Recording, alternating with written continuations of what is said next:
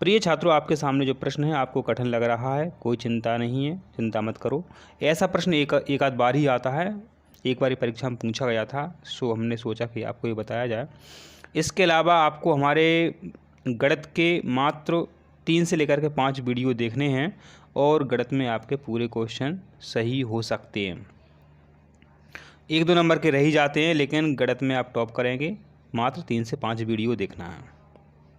हम देखिए विज्ञान, पर्यावरण विज्ञान और सामान्य ज्ञान, इन तीनों को मिला करके हमने आपको 5 वीडियो 3 ओनली 3 हमने 3 वीडियो दे दिए।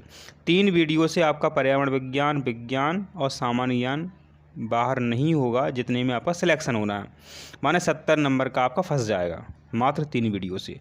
अब बचता है आपका गणित, तो गणित के लिए हम वीडियो ला रहे हैं आपके लिए। तो आपका जो प्रश्न है ये कठिन है, चिंता नहीं करें, ऐसा प्रश्न हर बार नहीं आता है, इसकी ट्रिक्स भी हम आपको बताएंगे। इसको आपको कैसे सॉल्व करना था, 729 का वर्गमूल निकालना था और फिर 676 का वर्गमूल निकालना था और 625 का और 576, इन सभी का वर्गमूल आपको यहाँ पर निकालना था। तो 729 का वर्गमूल करते हैं तो उत्तर आता है आपका 27 और 676 का वर्गमूल होता है आपका 26। इसी प्रकार 625 का वर्गमूल होता है आपका 25 और 576 का वर्गमूल होता है आपका 24। तो 27 और 26 को हम जोड़ते हैं तो 53 उत्तर आता है और 25 में से 24 घटाते हैं तो आंसर 1 आता है। इस प्रकार इसका आंसर जो है आपका 53 आता है। प्रिय छात्रों, इस तरीके का प्रश्न आपका कई बार पूछा गया है। वो क्या करते हैं, 2 वृत्तों की त्रिज्याओं का अनुपात 5:3 है, उनकी परिधियों का अनुपात होगा।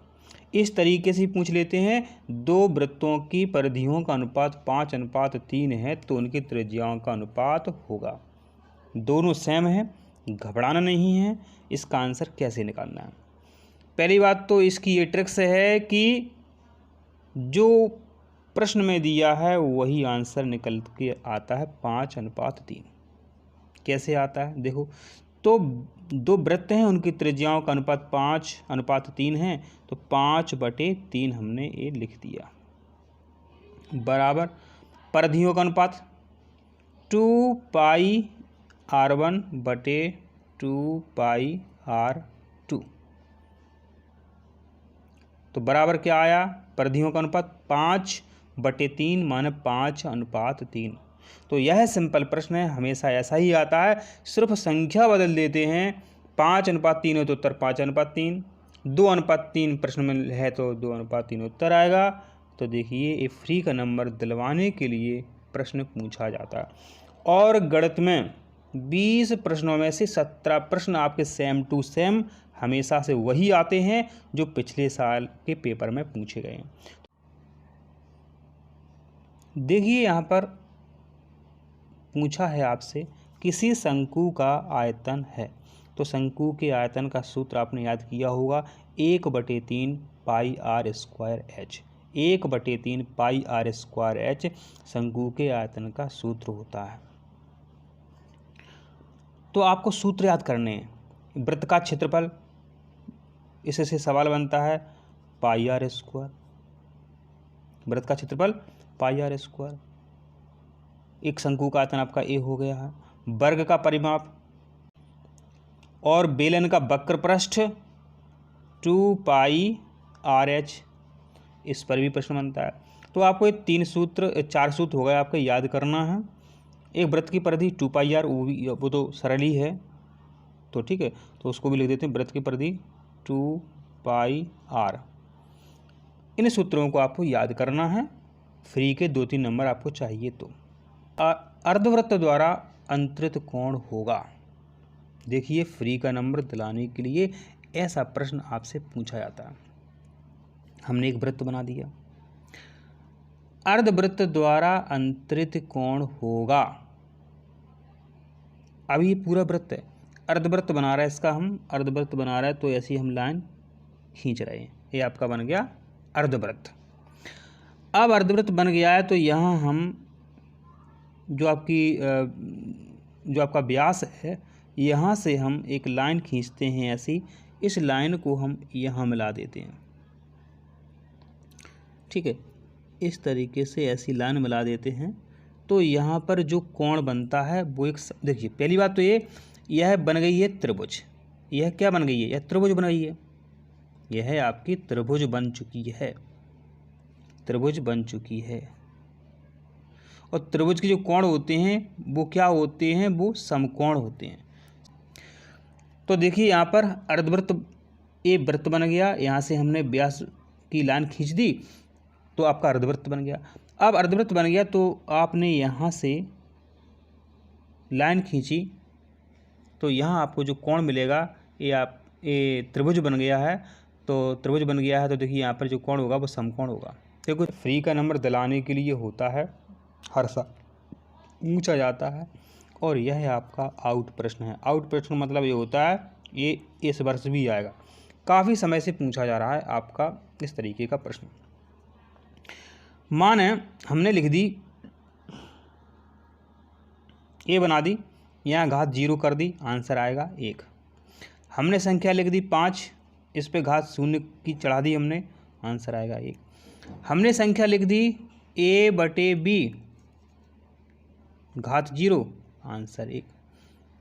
हमने लिख दिया 5/2 घात 0 बराबर 1।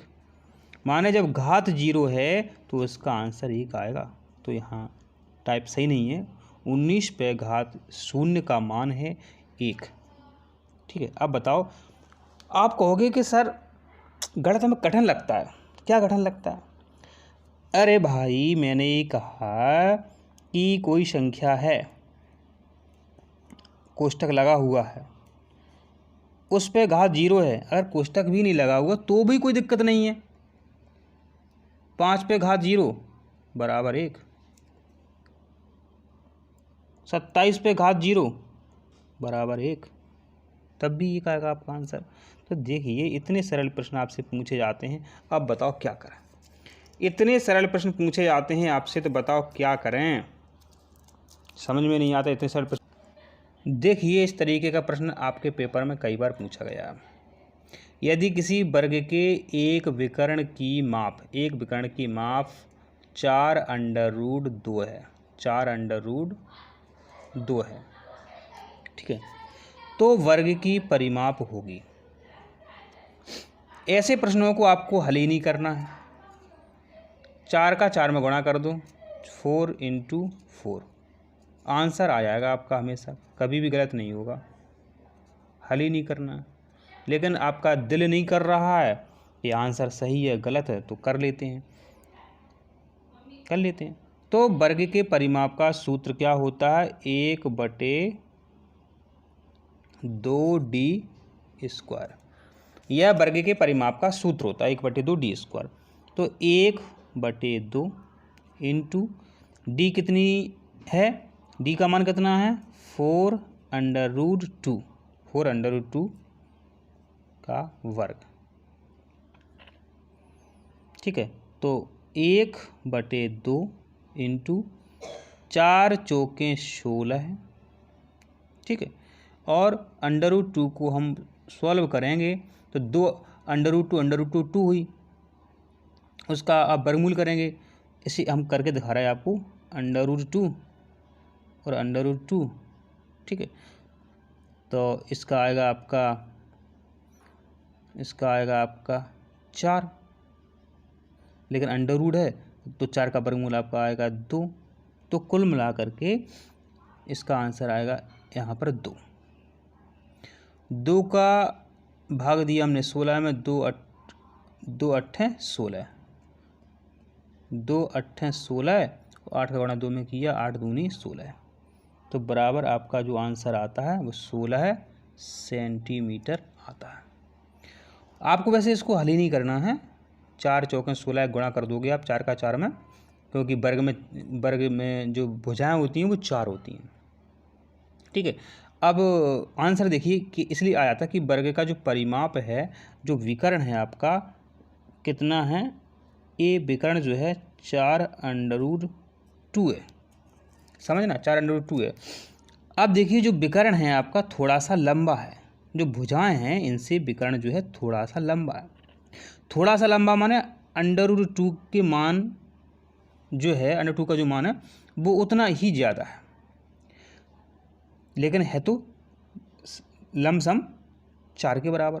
तो 4 चौके 16 गुणा करते हैं अपन तो आंसर आपका आता है 16 सेंटीमीटर। ठीक है, तो हल करने की बिल्कुल भी आवश्यकता नहीं है, बिल्कुल भी नहीं है। अगर 5 √2 हो तो आंसर 25 आ जाएगा, 6 √2 हो तो आंसर आपका 36 आ जाएगा। समझ रहे बात? अब बताओ, इसको भी हल करने की आवश्यकता थी? बिल्कुल नहीं थी, क्योंकि आपने हमारा कभी वीडियो देखा और हमने कहा कि इस प्रश्न का आंसर, देखो प्रश्न रिपीट होते हैं, जैसे कि तैसे आते हैं, यहाँ संख्या बदलती है। आपको ध्यान रहा कि सर ने बोला था यहाँ कोई संख्या हो तो उसका 2 गुना कर देते हैं। अगर 2 √2 है तो 2 दूनी 4, तो यहाँ ऑप्शन में कहीं ना कहीं आपको 4 सेंटीमीटर मिलेगा। बताओ अब क्या 1 सेकंड लगा, 2 सेकंड लगा, 3 सेकंड लगे? बिल्कुल नहीं लगे 3 सेकंड, 2 सेकंड में आपका आंसर आ गया है। प्रश्न है, निम्न में कौन सी संख्या पूर्ण घन नहीं है? पूर्ण घन का मतलब ये होता है कि यहाँ पर हमने संख्या लिख दी 8, ये 2 के क्यूब के बराबर, माना 2 × 2 × 2। ठीक है, तो इस तरीके से जो आपको संख्या मिलेगी वह होती, तो 8 जो है 2 का पूर्ण घन है। संख्या जो 8 है 2 का पूर्ण घन है। अब यहाँ जो संख्या 125 है, क्या ये किसी का पूर्ण घन है? 1250 किसी का पूर्ण घन है? 512 है और 1331 किसी का पूर्ण घन है? ये भी देखो बच्चों, ये फ्री का नंबर दिलाने के लिए, पहले हम आपको ट्रिक्स बता रहा है इसकी। नहीं कहोगे सर ये तो बहुत टाइम लग रहा है हल करने में। देखो ट्रिक्स क्या है, संख्याएं होती हैं 1 से लेकर के 10 तक। संख्याएं होती हैं 1 से 10 तक। 1 2 3 4 5 6 7 8 9 10। तो 1 एकम 1 एकम 1 माने जिसके लास्ट में 1 आ रहा है वह पूर्ण घन है, माने डी तो हो गई पूर्ण घन। पूछा है नहीं है। 2 दूनी 4 दूनी 8 दूनी 16 दूनी 32, माने लास्ट में 2 आ रहा है। 2 दूनी 4 दूनी 8 दूनी 16 दूनी 32, ऐसा गुणा करेंगे अपन। ठीक है, कोई दिक्कत नहीं है। तो 32 माने 512, इसमें संख्या आ रही है 32 में 2, तो ये भी है। 3 त्रिके 9 तिया 27 तिया 81, देखो 1 आ रहा है। 4 चौके 16 चौकों 64। ठीक, इतना ही बहुत है। 5 25 पंचे 125, 5 × 5 × 5 बराबर 125। तो 125 5 का पूर्ण घन है। अब जब इतने अपन ने सॉल्व कर लिए तो देखिए ऑटोमेटिक पता चल गया कि 1250 जो है पूर्ण घन नहीं है। देखिए सिंपल तरीका यही था। दोबारा से फिर समझ लो कि देखिए अगर आपको ये समझ में नहीं आया, हमें ये समझाना चाहते हैं आपको कि कठिन न लगे, कौन सी संख्या पूर्ण घन नहीं है। माने किसी संख्या का 3 बार गुणा करने से, आपस में 3 बार गुणा करने से जो संख्या आती है वह पूर्ण घन होती है। अब संख्या क्या है, देखो पेपर में ये बड़ी बड़ी दे देते हैं। तो हमने आपको बताई कि संख्या आपको 1 से लेकर के 10 तक के पूर्ण घन आपको पता होना चाहिए। 1 है 1 एकम 1 एकम 1, 1 का गुणा 3 बार करोगे आप, 1 का गुणा 3 बार करोगे आप तो उत्तर 1 ही आता है। माना लास्ट में 1 आ रहा है, माना जो संख्या दी है 1 तो पूर्ण घन है। इतनी तो बात खत्म हो गई। अब 2 जो है पूर्ण घन है नहीं। 2 का गुणा करके देखो, 2 दूनी 4 दूनी 8 दूनी 16 दूनी 32, गुणा करते चला कोई दिक्कत नहीं है। 32 में देखो 2 आ रहा है, माने ये भी पूर्ण घन है। आपको 1250 कहीं नहीं मिलेगी ये संख्या, ठीक है। तो 1250 जो है कहीं नहीं है। 125 कैसे पूर्ण घन है? क्योंकि हम 5 का गुणा 5 में करते हैं, तो 5 25 पंचे 125। माने किसी संख्या का 3 गुणा करने से जो संख्या आती है वह संख्या पूर्ण घन होती है।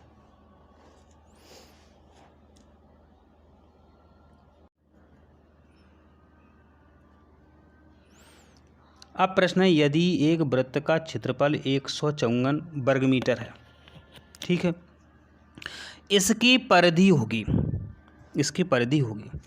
तो वृत्त की परिधि का सूत्र हमने आपको बताया था कि बेटा हो वृत्त की परिधि का सूत्र याद कर लो, वृत्त की परिधि का सूत्र याद कर लो। तो वृत्त की परिधि का सूत्र क्या होता है? 2πr वृत्त की परिधि का सूत्र होता है।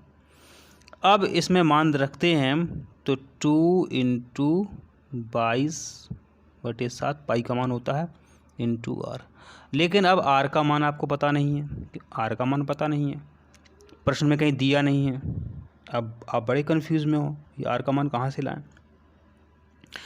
तो वृत्त का क्षेत्रफल दिया है 154 दिया है, तो वृत्त के क्षेत्रफल का सूत्र क्या होता है? πr² होता है। तो 154 बराबर पाई का मान 22/7 इंटू r², ठीक है। अब यहाँ अपन को क्या करना है? r² बराबर, इसको अपन को सॉल्व करना है, ठीक है। तो r ऊपर है, 154 ऊपर है, तो आपको घबराना नहीं है। तो 154 ऊपर जाएगी संख्या, और यहाँ पर देखिए यहाँ गुणा हो रहा है, ठीक है, तो ये ऊपर जाती संख्या। ये छोटी छोटी बात जो है आपको आना चाहिए सॉल्व करना। 7 देखो, एक गुणा की संख्या है r और 22, अगर बराबर करते हैं तो ये संख्या आपको नीचे मिलेगी। तो r बराबर सामने 22 नहीं आएगी, 22 आपके बटे में आएगी। ये छोटी बात आपको आना चाहिए। आप इसको जैसे ही बच्चों सॉल्व करते हैं, सॉल्व करोगे इसको आप, तो r बराबर आपका आता है 7 का वर्ग, वर्ग से वर्ग कट गई, तो r का मान आता है आपका 7, माने त्रिज्या आपकी आती है 7, ठीक है। अब त्रिज्या 7 आती है, तो इस r की जगह आपको 7 रख देना है यहाँ पर। 7 से 7 कट गए, और 22 दूनी 44, तो आपका आंसर आ गया 44, माने 44 मीटर। 44 मीटर आपकी त्रिज्या ये निकल के आपके सामने आ जाती है। तो इस तरीके से आपको सॉल्व करना है। प्रथम 10 प्राकृत संख्याओं का माध्य होगा। माध्य का ये मतलब होता है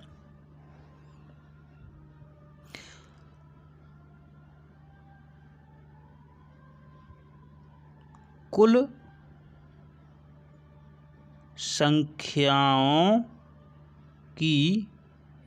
संख्याओं की कुल संख्या,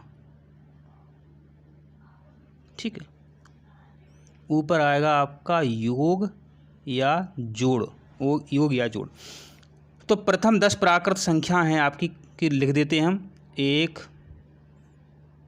+ 2 + 3 + 4 + 5 + 6 + 7 + 8 + 9 + 10। तो प्रथम 10 प्राकृत संख्या हो गई। इनका माध्य कैसे निकालोगे आप?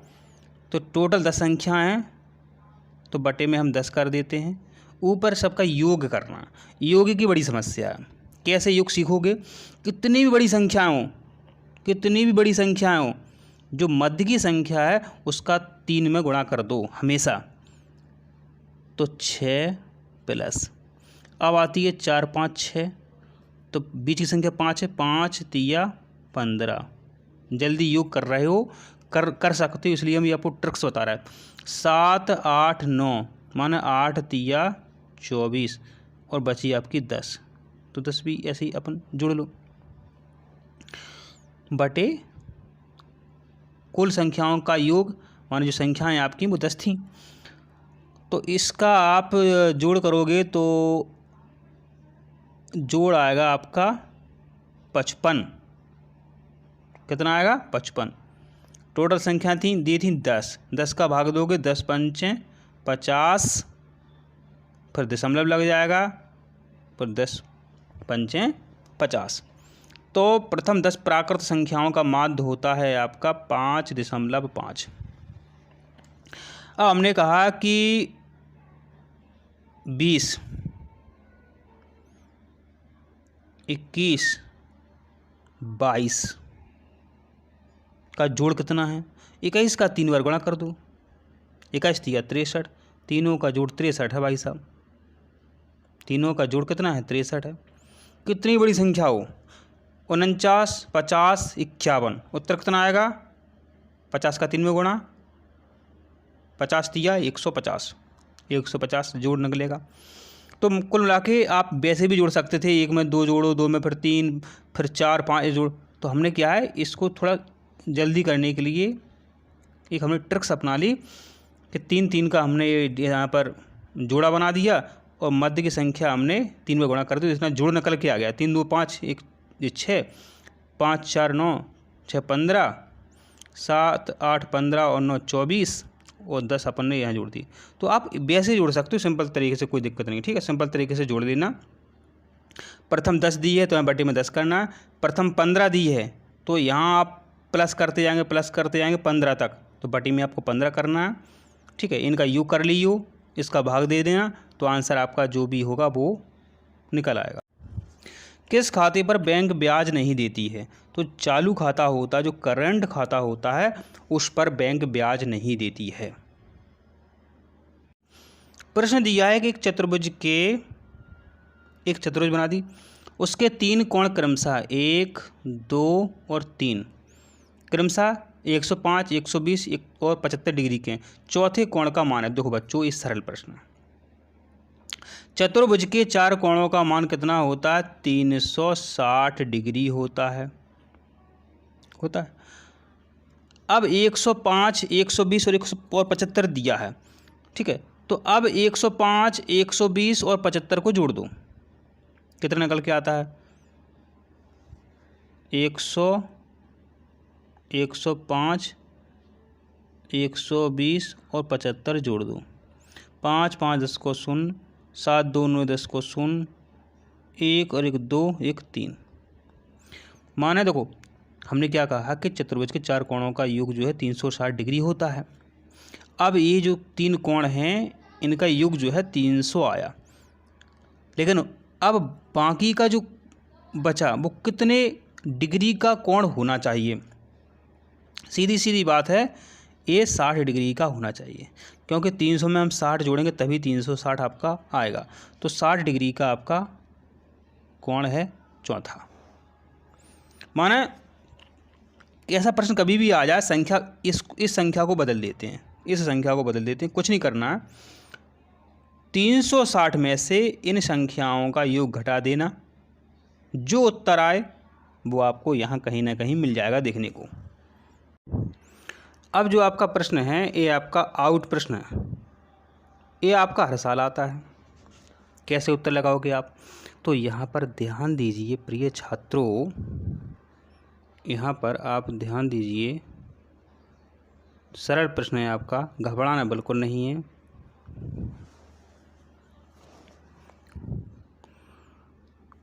लिखा हुआ है कि x² - 6x + 8 के गुणनखंड होंगे। ठीक है, तो देखिए यहाँ पर जो संख्या दी है 4 2 4 2 4 2 4 2, 4 दूनी 8, 4 दूनी 8। अब देखिए यहाँ पर माइनस दिया हुआ है, तो सिंपल सी बात है, किसी न किसी एक ऑप्शन में माइनस रहेगा। यहाँ कहीं भी माइनस नहीं है पहले ऑप्शन में, तो ये तो गलत हो गया आपका। ठीक है, अब देखिए यदि हम 4 का 2 में गुणा करते हैं, देख लो, तो 4 दूनी 8, तो ऋण का गुणा यदि हम धन में कर रहे हैं तो ऋण के 8 आएगा, लेकिन धन के 8 आना चाहिए, तो माने ये भी गलत। यहाँ चलते हैं सी ऑप्शन में। 4 दूनी 8 माने ऋण ऋण का गुणा करते हैं तो धन आ जाता है। तो चलो इतनी बात तो बन गई, 4 दूनी 8।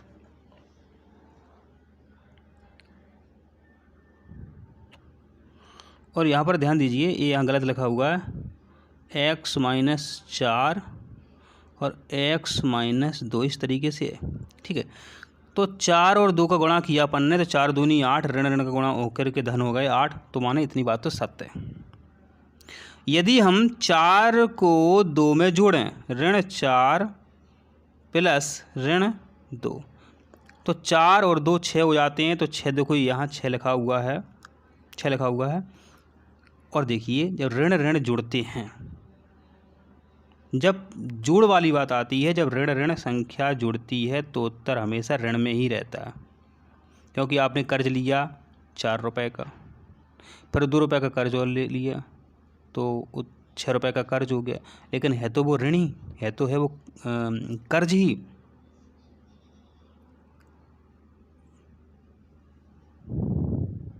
ठीक है, तो माने इसका जो आंसर है आपका ये सी आएगा, x - 4 x - 2। ये हमने यहाँ पर यह लिख दिया है, यह लिख दिया यहाँ पर x - 4 x - 2। तो इन देखो ऑप्शन में आप गुणा करके देख लेना, पुनः एक बार और देख लो सिंपल तरीके से। एक नज़र में यह संख्या पूरी गलत हो गई। यदि हम बी ऑप्शन पर चलते हैं तो 4 दूनी 8, ऋण का गुणा धन में होता है तो ऋण ही आता है, तो ऋण के 8 आना चाहिए उत्तर, लेकिन यहाँ धन के हैं तो इसलिए यह संख्या भी गलत है। जब हम सी ऑप्शन पर चलते हैं, 4 दूनी 8, ऋण ऋण का गुणा धन, माने 8 आपके धन में आ गए, माने ये आपका विकल्प आंसर सी वाला एकदम। प्रश्न है आपका, हानि प्रतिशत बराबर हानि बटे क्या लिखें हम, डॉट डॉट डॉट गुणित 100। तो यहाँ पर आपका क्या आएगा। तो एक बात बताओ, आपने एक बाइक खरीदी, कितने की खरीदी, 50,000 की बाइक खरीदी। आपको रुपयों की आवश्यकता है, खरीदी माना बाइक आपने क्या की, क्रय की माने खरीदी। अब रुपयों की आवश्यकता है और आपने बाइक बेच दी 40,000 में, तो आपको क्या हुआ, घाटा हुआ, माने आपको हानि हुई। क्या हुई, आपको हानि हुई। तो हानि का पता कैसे चला, कोई कहे हमें हानि हो गई। हानि तब हुई कि माने कोई वस्तु जो है जितने में खरीदी उतने में ना बेच के, जितने में उसने क्रय की उतने में ना बेच के उसने कम में बेची। माने क्रय मूल्य से ही पता चलता है कि हानि हुई या लाभ हुआ। ठीक, तो हानि प्रतिशत बराबर होगा, हानि बटे क्रय मूल्य इंटू 100। यह सूत्र भी है हानि प्रतिशत निकालने का। तो कौन सा विकल्प आपका सही है, आपका विकल्प ए सही है। ठीक है, डॉट डॉट डॉट में आपका क्रय मूल्य यहाँ पर भरा जाएगा। प्रिय छात्रों, जो आपका प्रश्न है, यदि एक बेलन का व्यास 10 सेंटीमीटर तथा ऊंचाई 21 सेंटीमीटर है तो बेलन का वक्र पृष्ठ होगा। तो इसमें हम सूत्र लगाते हैं 2πRh। क्या लगाते हैं, 2πRh का सूत्र लगाते हैं और उसमें मान रखते हैं, तो आपका उत्तर निकल के सामने आता है 660 वर्ग सेंटीमीटर। देखिए, फ्री का नंबर दिलाने के लिए पुनः एक प्रश्न आपसे पूछ लिया गया कि एक चक्रीय चतुर्भुज है, उसके सम्मुख कोणों का योग होता है। पहली बात तो ये है कि आपको कुल टोटल कोण का मान पता होना चाहिए 360 डिग्री, अभी अपन ने चर्चा की थी। अब 360 माने एक कोण जो है 90 डिग्री का आपका बैठा, कितने का बैठा, 90 का बैठा, 90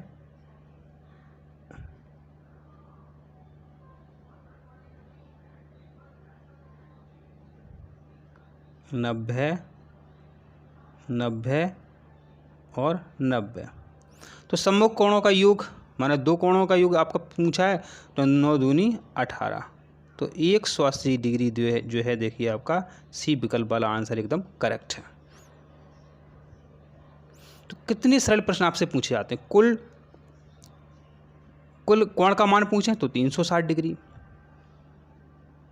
और त्रिभुज के कुल कोण का मान पूछें प्रश्न है कि बारंबारता में इस चिन्ह का मतलब किस संख्या से है। तो फ्री का नंबर दिलाने के लिए पूछा है आपसे, तो आंसर है आपका 5। इन संख्याओं को गिन लीजिए, 1 2 3 4, एक जो ऐसी लाइन है 5, तो देखिए 5। ऐसे प्रश्न आपसे कई बार पूछे गए हैं। समीकरण दिया हुआ है, इसका आपसे हल पूछा है, सिंपल सा प्रश्न है, सिंपल सा आंसर है, कैसे हल करना है, सिंपल सी बात है, यहाँ पर बटे में 1 करना है। ठीक है, तो इस संख्या का इधर गुणा करना है और इस संख्या का इधर आपको गुणा करना है। तो 5x माइनस 7 बराबर 6x, क्योंकि 2 का गुणा हमने 3 में किया, 2 3 6। अब जो 6x है इसको हम बाएं तरफ लाते हैं, तो 6x माइनस 5x बराबर में ऋण 7 जो है वो अब संख्या जो है प्लस में हो जाएगी।